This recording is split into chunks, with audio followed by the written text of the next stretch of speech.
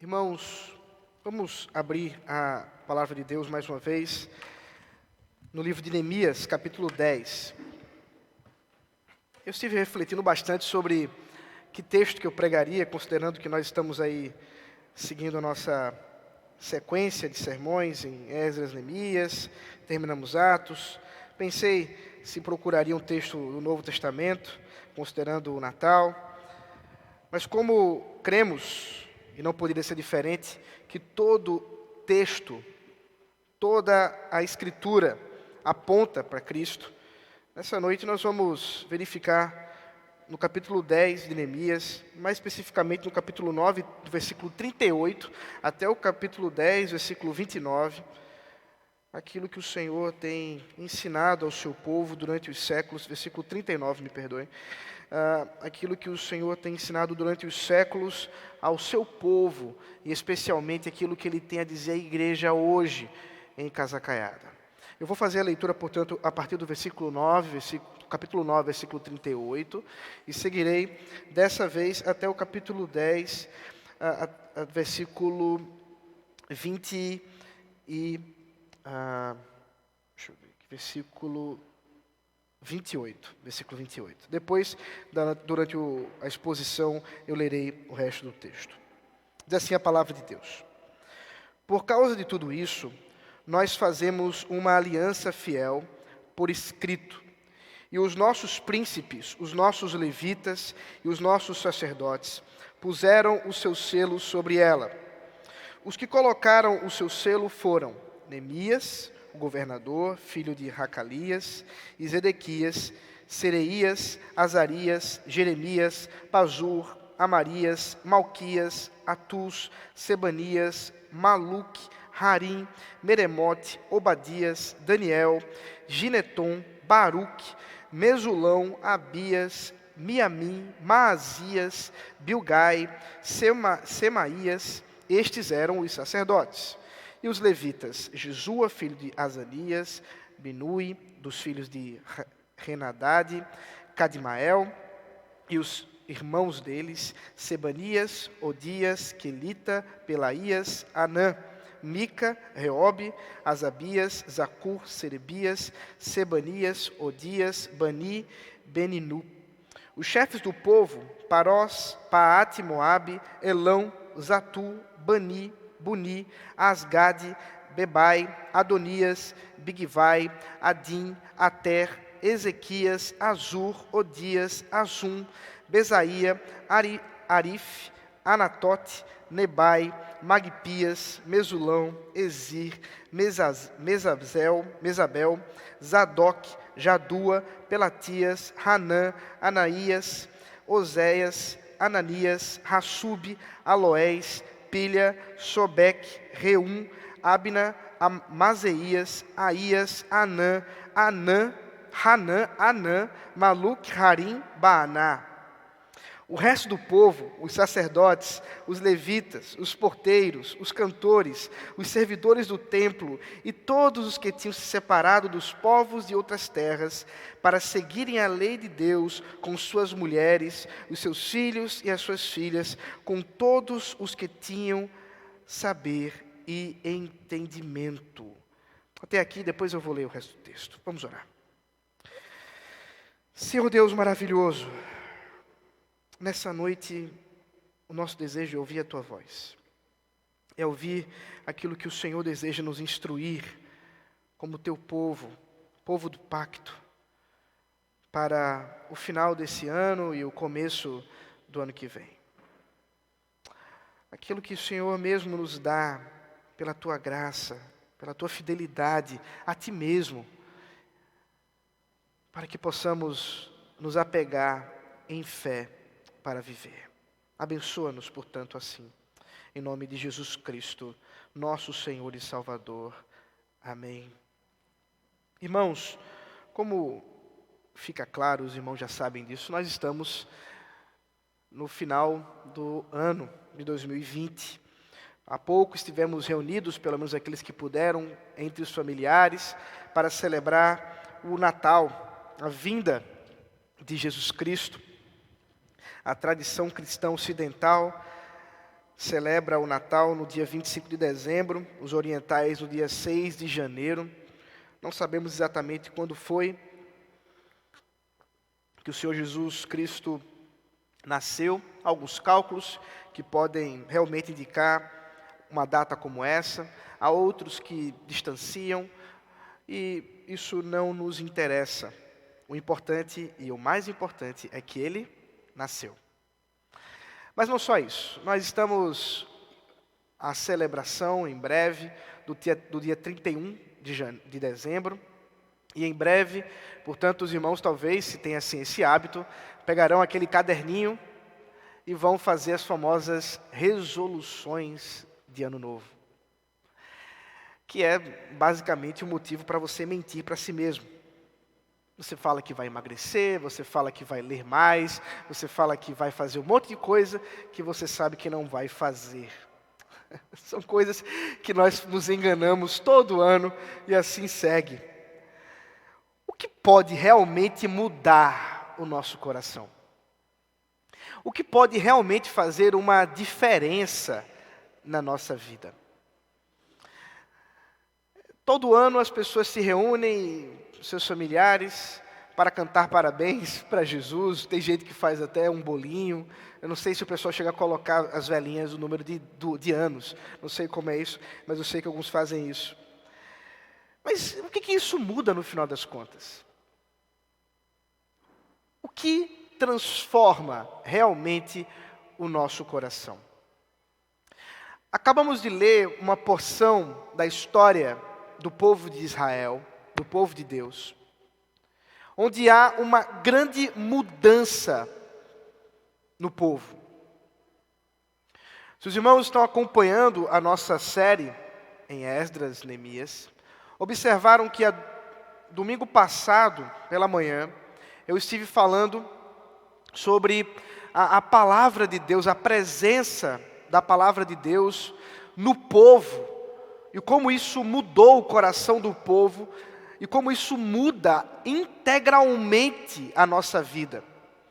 Se estiveram hoje pela manhã acompanhando o sermão do reverendo Rodrigo, observaram a beleza da oração que foi feita em confissão pelos pecados do povo de Deus, diante de um Deus santo, que os levara ao exílio, que os havia levado para sofrer diante de governos terríveis, impérios terríveis, mas agora eles estavam vivendo um tempo em que poderiam, diante do Senhor, renovar a sua intimidade com Deus, renovar o seu relacionamento com Deus.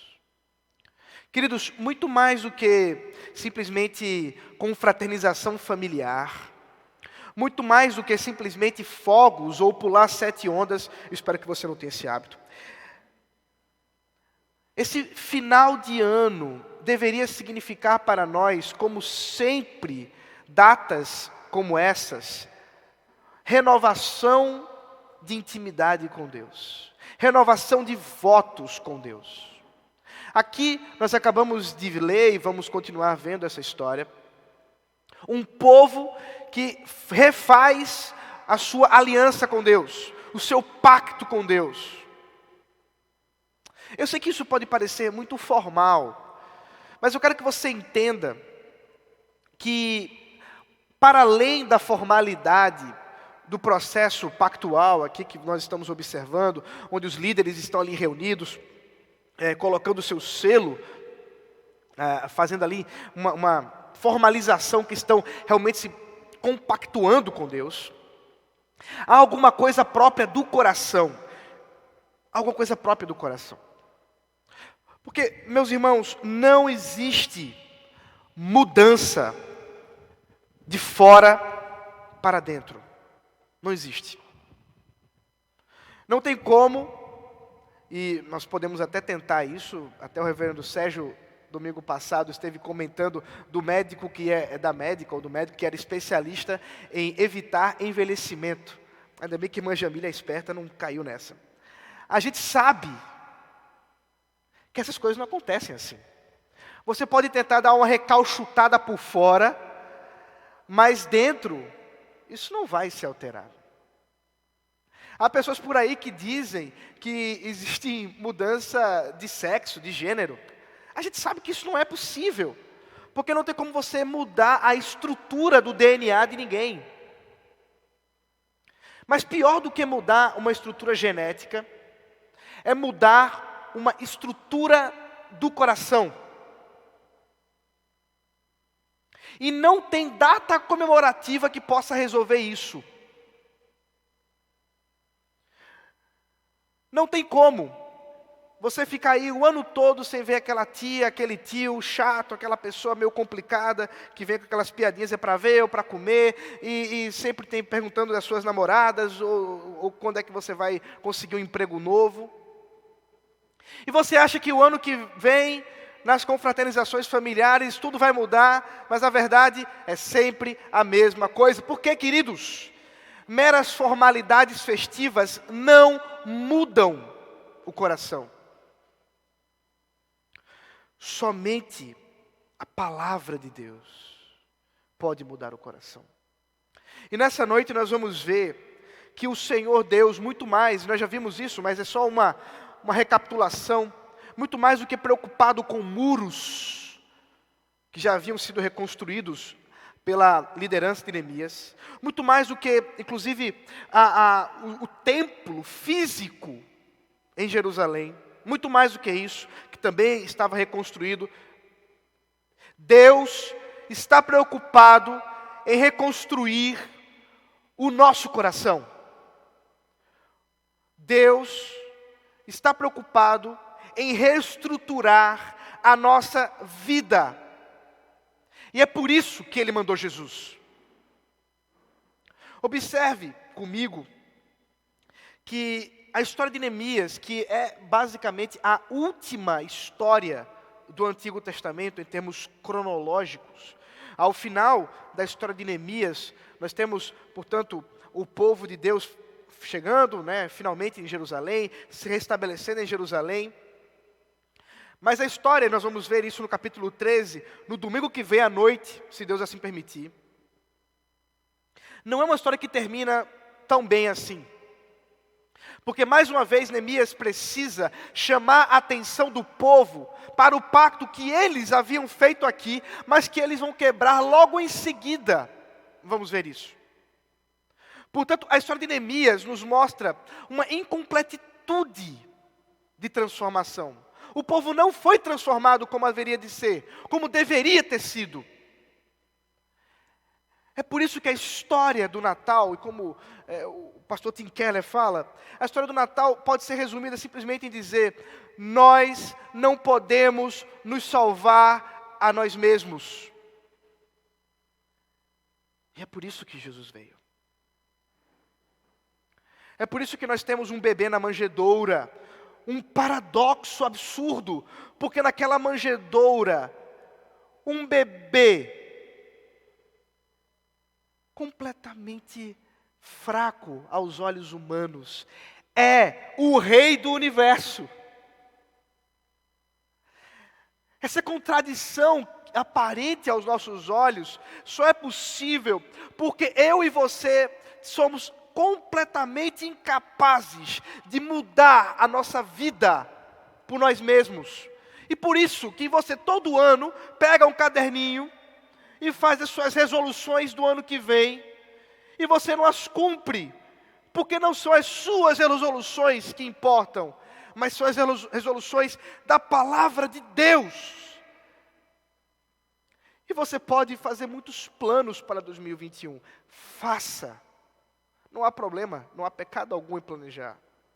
Mas lembre-se que como foi esse ano, o ano que vem, e todos os anos enquanto houver anos, a história, minha e a sua, estão nas mãos de Deus.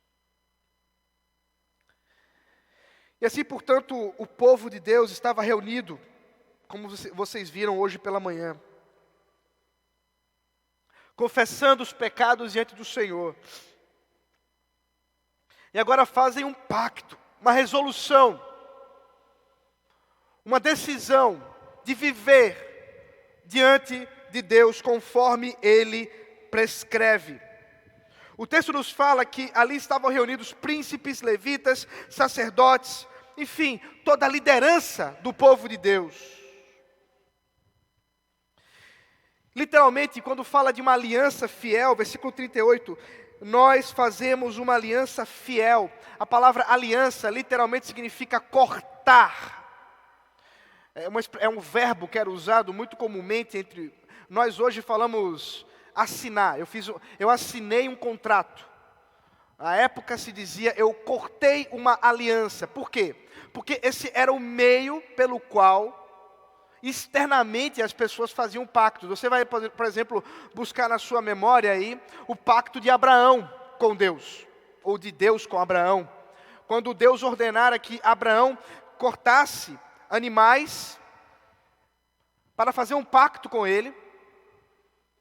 Mas quando se esperava que Abraão fosse passar por esses animais, como era tradicionalmente esperado, Deus dá sono a Abraão, Abraão dorme e passa como que por fogo, como um fogo, sozinho, o próprio Deus sozinho, passa pelos animais cortados. Você vê isso em Gênesis. Por que Deus passou sozinho? Porque a aliança de Deus com o seu povo não é uma aliança que depende do povo. Porque o pacto de Deus com Israel, e o Israel aqui não é meramente o Israel nação, mas o Israel espiritual, o Israel da fé, o qual nós também pertencemos, nós somos o Israel de Deus. Não é meramente um pacto feito com homens por conta da força humana, mas é feito pela graça de Deus, mediado por Cristo Jesus. E esse mediador maravilhoso vai vir a nós para selar esse pacto com o seu próprio sangue na cruz do Calvário, garantindo a todos nós que essa aliança ela é inquebrável, porque ela está fundada na graça do Senhor. Ela está fundamentada na graça de Deus. Nós lemos há pouco os nomes daqueles que fizeram esse pacto.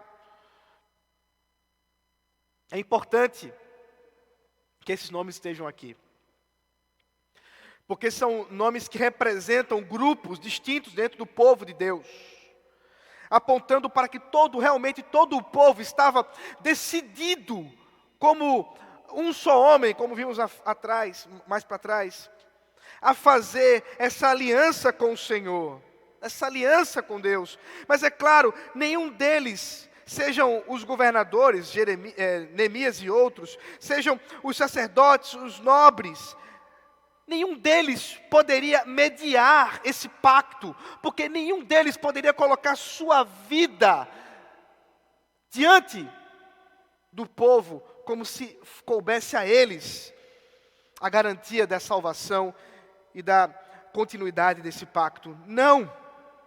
Quando nós estamos falando do pacto da graça, o mesmo pacto que foi feito com Abraão, o mesmo pacto que foi antes mesmo com Adão, com Noé, com Abraão, com o povo de Deus aqui, estamos falando de Jesus. É por isso, queridos, que ao lembrarmos do Natal, ao lembrarmos do nascimento de Jesus Cristo, nós estamos falando não simplesmente de um evento histórico, mas de um evento cósmico. Porque foi exatamente porque Ele nasceu, foi exatamente porque Ele veio, e como cantamos, como lemos, esse que é o maravilhoso conselheiro, porque Ele é aquele que fala a verdade e consola a todos os corações. O Deus forte, porque Ele é o verdadeiro Deus encarnado. o Pai da eternidade, porque Ele não tem começo e nem fim. E o Príncipe da paz, porque Ele veio trazer a paz que nenhuma nação, e que nenhum presidente, que nenhum rei pode trazer, senão Ele, que é o verdadeiro Príncipe da paz, a paz que excede todo entendimento. É por isso que nós, quando olhamos para a história de Neemias, e de um povo fazendo um pacto, de famílias fazendo um pacto, nós estamos vendo a nossa própria história também. Porque as resoluções de ano novo que Deus requer de nós são as mesmas. E com base nesse texto, a partir especialmente do versículo 28, eu quero apontar para vocês alguns pontos de exigências que esse pacto nos dá diante daquilo que Ele mesmo requer de nós para que sirvamos ao Senhor. Mas antes mesmo de verificarmos as exigências, deixa eu explicar uma coisa. Para pensarmos em exigências, nós não estamos falando que, e eu já insisti nisso, mas é bom lembrar, que esse pacto esteja fundamentado no que vamos fazer. Mas que uma vez que Deus fez o pacto conosco, agora sim, nós podemos fazer isso que Ele requer de nós. E a primeira coisa que o texto nos mostra é que nós somos chamados em resolução para nos separarmos para a palavra de Deus, ou pela palavra de Deus, versículo 28 e 29. O resto do povo, os sacerdotes, os levitas, os porteiros, os cantores, os servidores do templo e todos que tinham se separado dos povos e de outras terras para seguirem a lei de Deus com as suas mulheres, os seus filhos, as suas filhas, todos que tinham saber e entendimento, firmemente aderiram aos seus compatriotas, os nobres, e prometeram, com juramento e sob pena de maldição, que andariam na lei de Deus, que foi dada por meio de Moisés, servo de Deus, que guardariam e cumpririam todos os mandamentos do Senhor, nosso Deus, e os seus juízos e os seus estatutos. Veja, deixa eu explicar de novo para que você não se perca na palavra de Deus aqui. O pacto já havia sido feito, portanto, ao se separarem para obedecer a palavra de Deus e dizerem, nós nos comprometemos a servir a Deus, nós nos comprometemos a viver em santidade, nós nos comprometemos a obedecer todos os mandamentos do Senhor. Eles não estão dizendo que é isso que garantirá o pacto, mas que por causa do pacto, é isso que todos aqueles que participam dele devem fazer. E isso eu sei que causa muita incompreensão, muita confusão para as pessoas, porque elas dizem, bom, se o pacto é da graça, logo não há lei. E eu espero que você já tenha entendido, porque esse ano nós falamos bastante sobre isso, mas eu insisto, não existe contradição alguma entre a graça de Deus e as exigências da lei do Senhor. Muito pelo contrário, a lei de Deus, dada a Moisés, é uma manifestação do amor e da graça de Deus ao seu povo. Porque é exatamente por meio da lei de Moisés que nós manifestamos a nossa gratidão ao Senhor, que nós manifestamos a nossa alegria pela salvação que Ele nos deu. Portanto, o nosso chamado em Cristo Jesus não é de modo algum abandonar as ordens e os mandamentos que Deus deu ao seu povo, seja no Antigo ou no Novo Testamento. Mas antes sabemos que uma vez que Ele nos comprou com o seu sangue, ou com o sangue do seu Filho Jesus Cristo, nós somos chamados a buscar todos os dias os mandamentos do Senhor, a lei do Senhor. Leia o Salmo 119. É uma belíssima poesia a respeito da lei de Deus e do quanto ela é maravilhosa. A lei do Senhor, ela é perfeita. É por isso que a primeira resolução que eu gostaria que você fizesse para o ano que vem é essa: Senhor, eu quero me separar ainda mais deste mundo para obedecer os teus mandamentos. É uma resolução de santidade. É uma resolução de compromisso, de amor e fidelidade ao Senhor. Reconhecimento da autoridade da palavra de Deus. Da busca incessante que devemos ter por sermos mais santos, mais puros. Porque todos nós precisamos ser purificados. Todos nós precisamos nos achegar ainda mais aos mandamentos do Senhor. Há mandamentos que nós temos quebrado e precisamos buscar, dia após dia, obedecer ao nosso Deus. Separação para a palavra de Deus. Primeira. A segunda, a partir do versículo 30, ou melhor, é o versículo 30 apenas, nos fala sobre os nossos relacionamentos, em especial o casamento. Veja. Que não dariam as suas filhas em casamento aos povos da terra, nem escolheriam as filhas deles para casar com os seus filhos. Queridos, nós já vimos um pouco disso no livro de Esdras, mas agora nós somos lembrados a respeito da fidelidade ao Senhor. Nós somos lembrados a respeito da importância da família dentro do contexto do povo de Deus. O próprio Deus instituiu a família. Gênesis capítulo 2 nos fala que Deus olhou para o homem e disse: não é bom que o homem esteja só.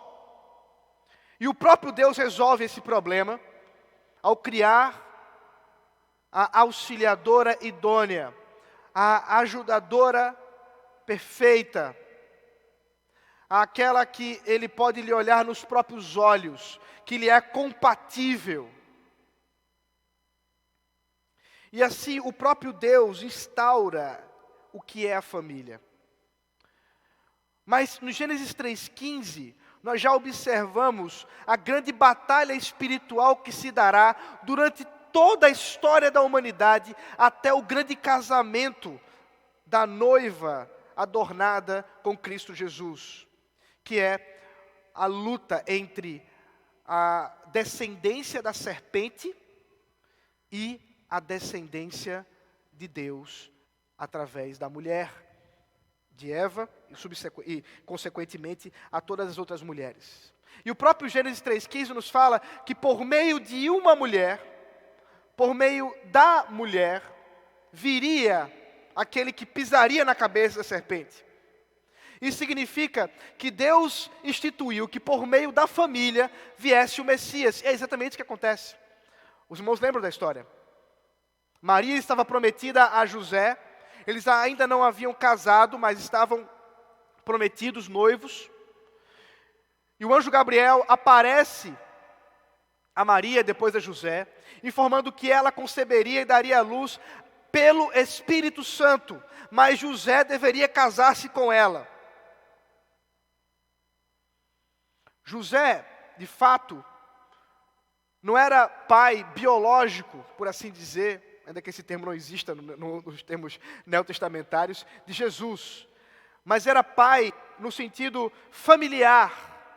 Isso era a mesma coisa nos tempos bíblicos.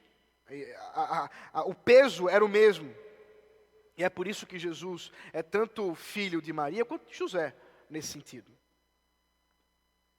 Mas aprove ao Senhor que por meio do casamento, por meio da união entre homem e mulher, as descendências fossem dadas até o Messias. E se você observar, por exemplo, a preocupação de Mateus em explicar isso, ele nos dá uma belíssima genealogia para nos informar como foi que veio o Messias. Lucas também nos trará essa mesma preocupação. Por quê? Porque família é coisa importante. Casamento é coisa importante. E aqui nós encontramos uma preocupação do povo. Que eles não tomariam por esposas as mulheres e os homens das regiões, das nações vizinhas. Por quê? O problema não é uma questão simplesmente de purismo ou de preciosismo sanguíneo. O problema é idolatria. Isso, sem dúvida, é uma preocupação nossa hoje. Diretamente, nós podemos pensar em você, jovem, que está aqui hoje. Você que ainda é solteiro. Aqui está um critério para você casar, que não pode ser deixado de lado de jeito nenhum. Casar-se no Senhor. Quer dizer, casar-se com pessoas que professam o nome de Cristo. Que caminham na mesma fé em Cristo, como você. Mas em termos mais abrangentes, não só pensando nos solteiros, mas em todos nós somos chamados a observar a fidelidade que devemos ter com Deus em nossos relacionamentos. Cuidado com as alianças que você faz. Cuidado com os relacionamentos que você tem de amizade, de parcerias empresariais ou de contrato, de qualquer coisa que seja, com ímpios. Porque você pode estar abrindo mão da palavra de Deus, da verdade de Deus, a fim de obter alguma coisa momentânea nessa terra. Nós somos chamados à fidelidade do Senhor, separando-nos em nossos relacionamentos. O versículo 31 nos fala também sobre a separação do nosso descanso, do nosso Shabat. Veja aí o versículo 31. Que se os povos da terra trouxessem qualquer mercadoria ou qualquer cereal para vender no dia de sábado, nada comprariam deles no sábado, nem em dias santificados. E que no 7º ano abririam mão da colheita e de toda e qualquer cobrança. O que eles estão se comprometendo aqui? Quero que você entenda que para um povo que está se restaurando economicamente, todo dia é um problema. Pense, por exemplo, na nossa situação agora de pandemia. Muitos daqueles que ficaram reclusos, sem poder trabalhar, que vivem realmente do trabalho do dia a dia, de vendas e etc. Assim que começaram as coisas a abrirem e eles poderem realmente abrir, tiveram a preocupação de abrir todos os dias, porque precisavam vender, precisavam trabalhar para que pudessem comer, para que pudessem se reestruturar economicamente. Nós passamos alguns meses fechados. Aqui está um povo que está há quase um século parado. Consegue imaginar isso? Economicamente, o povo de Deus estava falido. Esse compromisso que eles estão tendo aqui, dizendo assim, olha, nós vamos dedicar um dia para descansar. Um dia onde nós não compraremos nem venderemos. Nós não faremos negócios nesse dia. Nem nas assembleias solenes, que é o que eles querem dizer pelos dias santificados. Nem nos cultos, quando o povo estiver reunido para adoração. Não faremos colheitas. E ainda no 7º ano, vamos abrir mão disso também. Os irmãos conseguem compreender que isso não faz sentido nenhum economicamente? Se fosse uma agência contábil aqui, ou uma consultoria aqui de um coach de economia, dizer assim, olha, vocês estão fazendo tudo errado, não dá, vocês vão ter que primeiro ter uma estrutura mínima para depois então poder fazer essa decisão aí. Mas eles não fizeram isso, por quê? Porque confiavam no Senhor. A resolução de descansar em Deus em um dia da semana é uma resolução de confiança no Senhor. Santidade, fidelidade e agora confiança.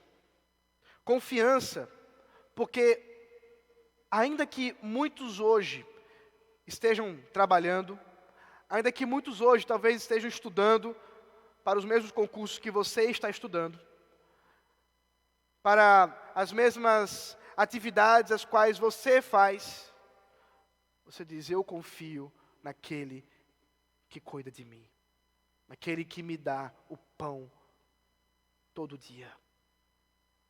Descansar num dia da semana, como nós fazemos, não mais no 7º, mas no primeiro dia, por causa da ressurreição de Cristo, é uma demonstração de confiança em Deus. E você é chamado a descansar no domingo, sim.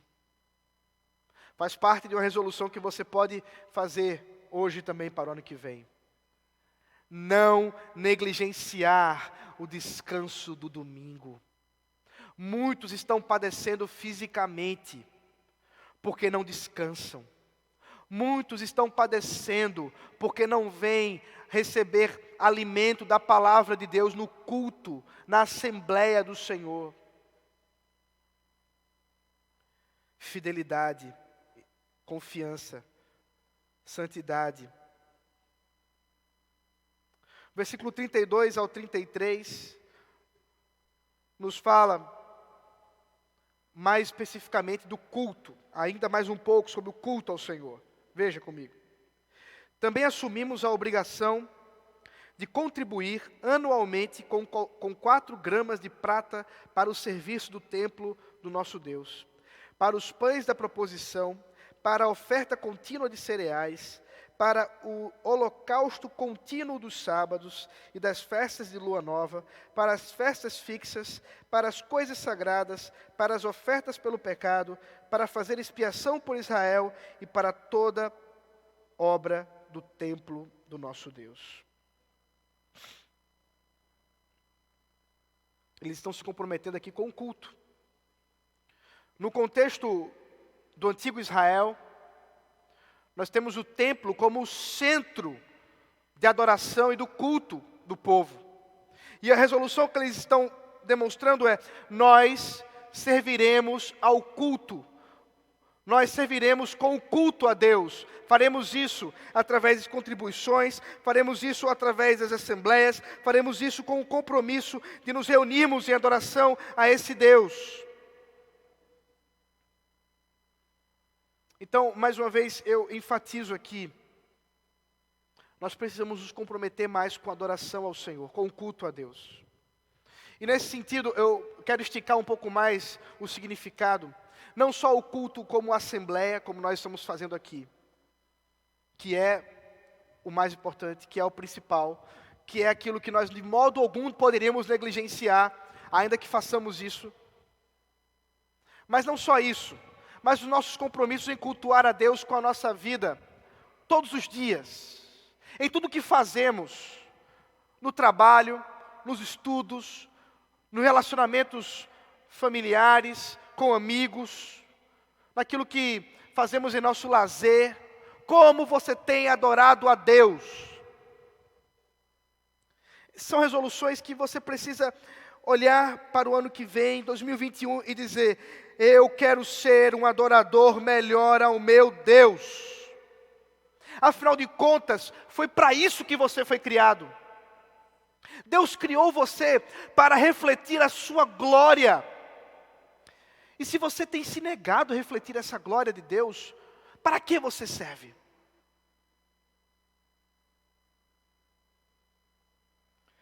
Nós somos chamados nessa noite, portanto, a nos apegarmos ao pacto e, confiados nisso, dizermos: faz-nos, Senhor, melhores adoradores. Faz-nos, Senhor, melhores adoradores a Ti.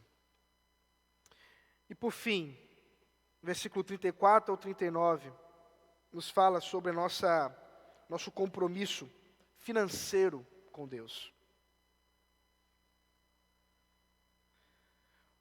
Nós, os sacerdotes, os levitas e o povo, lançamos sortes a respeito da oferta da lenha que se havia de trazer ao templo do nosso Deus, segundo as nossas famílias, em tempos determinados, de ano em ano, para queimar sobre o altar do Senhor nosso Deus, como está escrito na lei.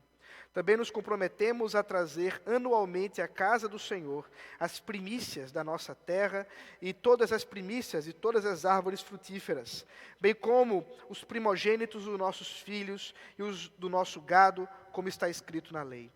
Assumimos a obrigação de trazer ao templo do nosso Deus os sacerdotes que ministram nele, os primogênitos das nossas manadas e das nossas ovelhas, e de trazer aos sacerdotes, aos depósitos do templo do nosso Deus, as primícias da nossa massa, as nossas ofertas, o fruto de toda a árvore, o vinho e o azeite.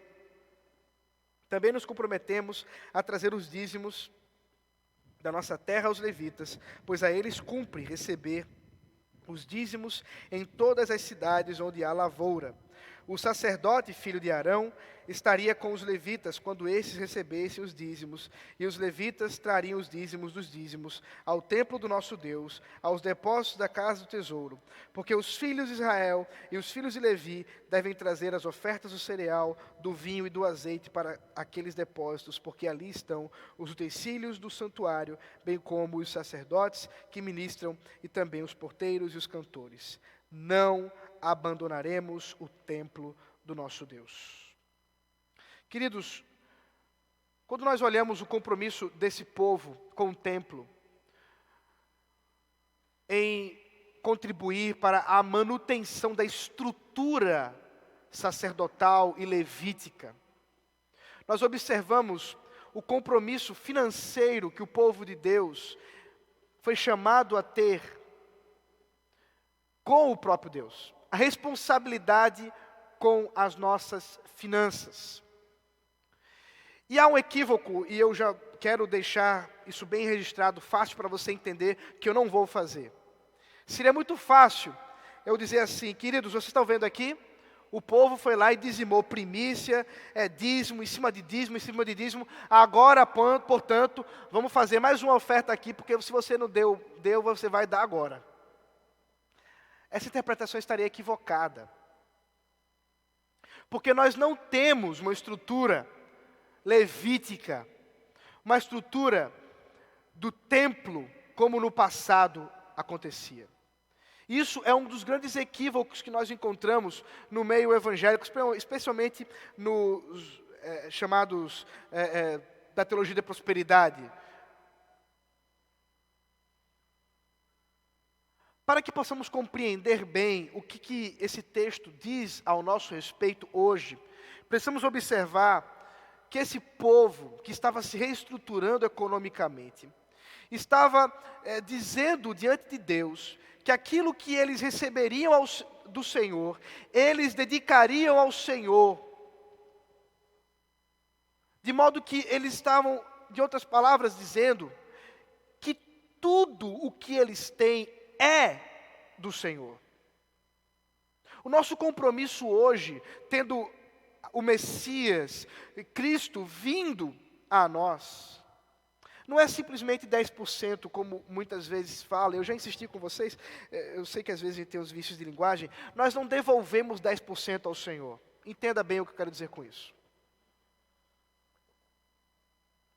Porque tudo que você tem é de Deus. Tudo. Tudo. Até aquilo que você não reconhece é de Deus. Deus não precisa que você devolva nada.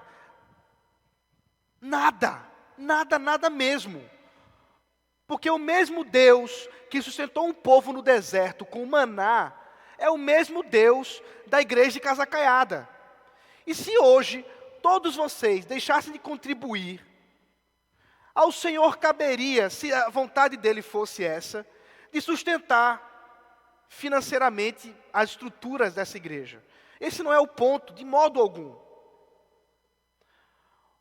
A questão é que, uma vez que tudo que é seu é do Senhor, que 100% do que você tem é de Deus, você deve ser responsável em tudo que você usa para a glória de Deus. Quando você paga a sua conta de energia, você faz isso para a glória de Deus. Ali está o seu dízimo, a sua oferta ao Senhor. Quando você usa aquilo que você recebe para comprar alimentos, ali está a sua oferta ao Senhor. Porque não é como se você pudesse administrar da seguinte forma, o seu orçamento. Eu quero que você pense comigo aqui a sua tabela, os que são bons de Excel vão me entender. E você coloca lá o seu, aquilo que você recebe e os seus gastos. É o primeiro, que você é muito preocupado em ofertar e dizimar a igreja, você coloca aqui, dízimo à igreja, ok. Então isso aqui é do Senhor, e aí o resto é meu. Não! Compreenda bem. Para o ano que vem, eu quero que você coloque diante do Senhor a compreensão correta das suas finanças. Porque tudo é do Senhor. E tudo você deve ter a responsabilidade de administrar diante da face de Deus e para a glória de Deus. De modo que se você está pagando uma conta de energia, ou se você está contribuindo para a manutenção da estrutura aqui da igreja, tudo isso é oferta ao Senhor, é para a glória de Deus. A única diferença, perceba bem, é que num caso você está mantendo a sua TV ligada, e no caso aqui você está mantendo a luz daqui ligada. Consegue entender? Portanto, nós devemos estar cientes das nossas responsabilidades diante do Senhor, financeiras, em tudo, em todos os centavos que nós gastamos, em todos os centavos que nós retemos, para uma poupança, para investimento, o que quer que seja, porque tudo é do Senhor. E é exatamente isso que o povo estava reconhecendo aqui. Sabendo que, por exemplo, no caso dos levitas, que se dedicavam à obra do templo de maneira integral, eles não poderiam ter terras, eles não poderiam adquirir nenhum tipo de bens, eles eram sustentados pelo povo. De modo que o compromisso financeiro do povo de Deus era com Deus e não com a igreja. O seu compromisso não é com a igreja de Casa Caiada, não é com os presbíteros, não é com os diáconos. O seu compromisso é com Deus. E que o ano que vem você possa ainda mais estar ciente disso. E que o ano que vem você possa se comprometer ainda mais em ser responsável com as suas finanças, com aquilo que Deus tem te dado. Para que você saiba administrar com fidelidade a Deus diante do nosso Senhor. Meus queridos, a história do povo de Deus é uma história da graça e do perdão. Porque diante de todas essas resoluções, como eu mencionei, só para lembrar, resolução de santidade, resolução de fidelidade, resolução de confiança, resolução de adoração e culto ao Senhor, resolução de compromisso financeiro. E todas essas resoluções, esses compromissos com Deus, nenhum destes realmente nós podemos nos comprometer e dizer 100% 2021. Não vai acontecer. É por isso que nós precisamos da graça do Senhor. É por isso que nós precisamos da força do nosso Deus. Esse ano foi um ano muito difícil. Sei que os irmãos sabem disso. Esse foi um ano dos mais difíceis para muitos de nós. Eu posso testemunhar isso, os irmãos têm observado as lutas que o Senhor tem proporcionado pelo próprio falecimento da minha avó. Mas em tudo isso, Deus, que é o nosso Senhor, o Deus da história, tem demonstrado por meio da verdadeira história do Natal, em nós sabermos que o mundo não pode salvar-se a si mesmo, que nós não podemos nos salvar a si mesmos, ao saber que esse pacto maravilhoso do Senhor nos leva para um novo ano ainda melhor. Eu sei que 2021 vai ser melhor que 2020, porque eu creio no progresso da história da redenção. E por melhor, de modo algum eu quero dizer, sem pandemia, por melhor, de modo algum eu quero dizer, sem que meus parentes possam vir a falecer, sem que as minhas finanças estejam ainda mais precárias, ou qualquer coisa que seja. Não é isso. É porque eu sei que a cada ano que passa, mais perto está dos céus se abrirem e do meu Redentor Jesus Cristo vir buscar a todos nós para aquele grande dia maravilhoso em que Ele nos levará para o banquete celestial, em que reestruturará novos céus e nova terra. E é essa a minha esperança, essa deve ser a sua também. A nossa resolução, finalmente, 2021, deve ser: Senhor, se for da Tua vontade, que vai chegar Teu Filho Jesus, que eu possa recebê-lo de braços abertos, como noiva adornada, pura e santa ao meu Senhor.